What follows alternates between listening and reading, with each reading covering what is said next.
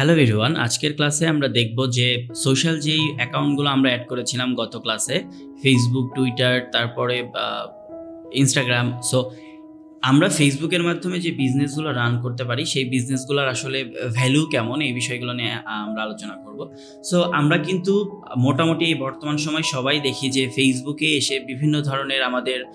বিভিন্ন ধরনের প্রোডাক্ট কিন্তু তারা সেল করছে। যেমন ধরেন শাড়ির কথা বলেন, অথবা বিভিন্ন ধরনের অর্নামেন্টসের কথা যদি আমরা চিন্তা করি, তাহলে ফেসবুকের যে পেজ থাকে, সেই পেজের লাইভের মাধ্যমে তারা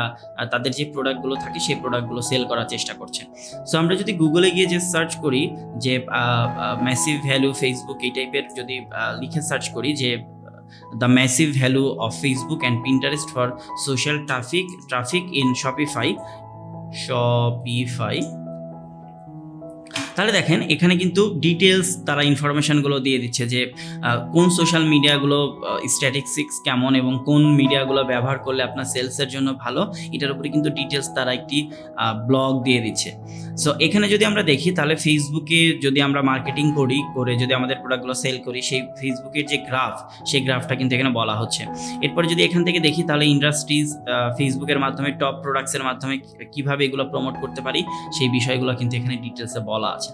সো আমরা যদি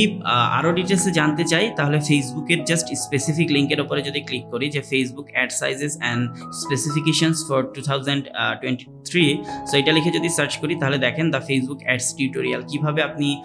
শপিফাই স্টোরটাকে ফেসবুকের মাধ্যমে অ্যাড রান করে আরও বেশি গ্রো করতে পারেন, সেই বিষয়ের উপরে কিন্তু ডিটেলস এখানে বলা আছে। সো আমরা বুঝতেই পারতেছি যে আমরা যখন শপিফাই দিয়ে কোনো একটি স্টোর ক্রিয়েট করব, এই স্টোরটাকে যদি আমরা আরও গ্রো করতে চাই, তাহলে আসলে সেখানে সোশ্যাল মিডিয়া ইন্টিগ্রেশনের কোনো বিকল্প নেই, এবং সোশ্যাল মিডিয়ার মাধ্যমেও কিন্তু চাইলে প্রোডাক্টগুলোকে সেল করা যায়।